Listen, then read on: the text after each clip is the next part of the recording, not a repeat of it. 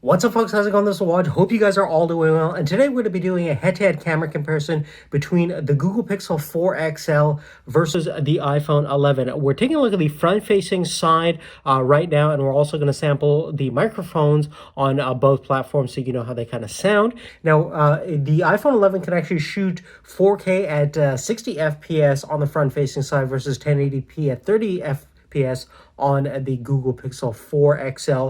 And also, they're both 3D enabled cameras with face unlock options for security purposes, so they do have that commonality. Now, both of these two on the rear facing side have dual cameras.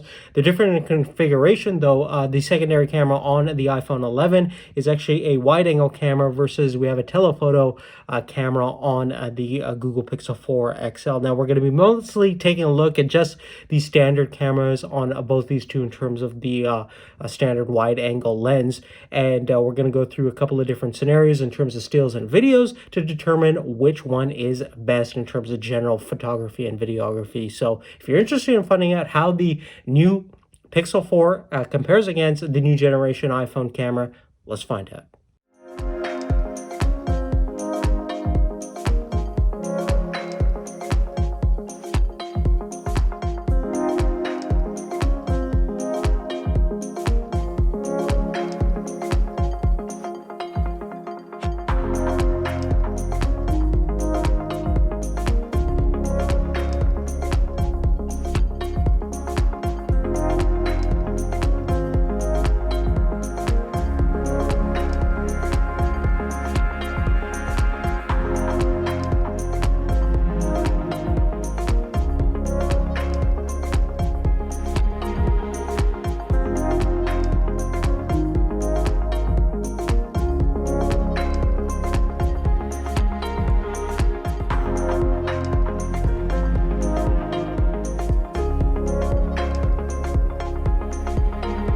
Okay, so far my initial impressions are in terms of actual sharpness, clarity, and definition. Certainly, the Pixel 4 is definitely edging beyond what the iPhone 11 can do right now. Most of the shots on the iPhone 11 look absolutely great, but they are softer in terms of fine detail compared to what the Pixel is delivering straight out of the box. Now, certainly you can post-sharpen the iPhone 11 to make it look a little bit more similar to the results that we're getting on the Pixel, but straight just out of the camera, looking at the photos themselves, the Pixel 4 renders out a little bit more detail and clarity. Now, they're both the exact same resolution in terms of 12 megapixel stills, but we can definitely see that there's a higher contrast ratio where the highlights and shadows are a little bit more vibrant on the Pixel, but we're still retaining most of the shadow and highlight detail, which is really important. Now, much like the original Pixel 3, the Pixel 4 also has a better portrait mode.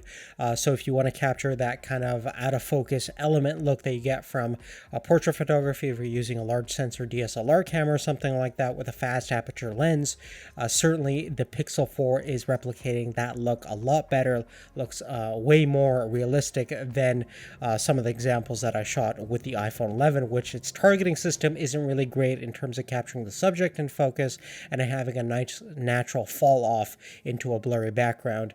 Typically, you can get some really nasty results from the iPhone 11 versus pretty much everything I shot with the Pixel 4 looked pretty good and pretty natural in terms of portrait photography.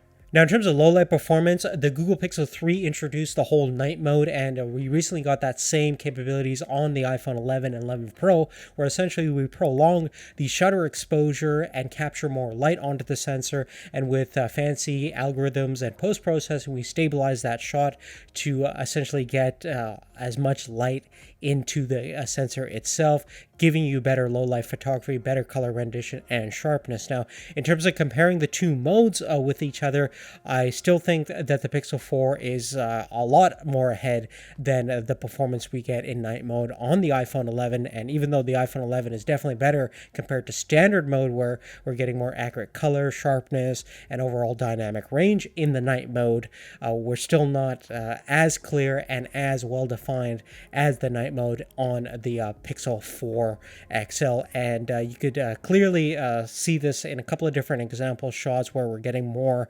dynamic range in the shadow details on the tree, for example, in this specific outdoor scene, and general less noise and better clarity and sharpness like we do in the standard still modes as well. So in terms of low light photography, the Pixel is still king in this department. Now, in terms of the video capabilities itself, we're looking at 4K capturing capabilities on both platforms, 30 FPS on the Pixel 4 versus 60 FPS on the iPhone. So in terms of frame rate, the iPhone definitely has that beat. The other thing too is we can do faster slow motion at 240 frames per second with the iPhone versus we're looking at 120 frames per second on the Pixel 4. In terms of clarity and sharpness, color rendition, we're actually getting on average really great results on both platforms where there's no inherent benefit on one over the other, although we do see sometimes sharper overall clarity on the Pixel. I don't think it's a significant margin, and both are going to deliver some fantastic looking video footage, and the stabilization system on both platforms is really good since they both use optical stabilization on the wide angle cameras.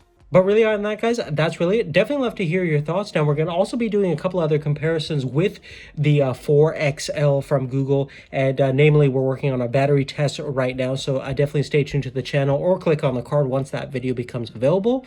Love to know what you guys think has the best smartphone camera that's available right now. I certainly think that the Pixel 4 is the next standard and kind of a great benchmark for how great a smartphone camera is right now. And for any of you guys that are interested in seeing how it compares against a real camera, I always love to make those videos, so let me know definitely for that. But other than that, we'll see you later. Take care.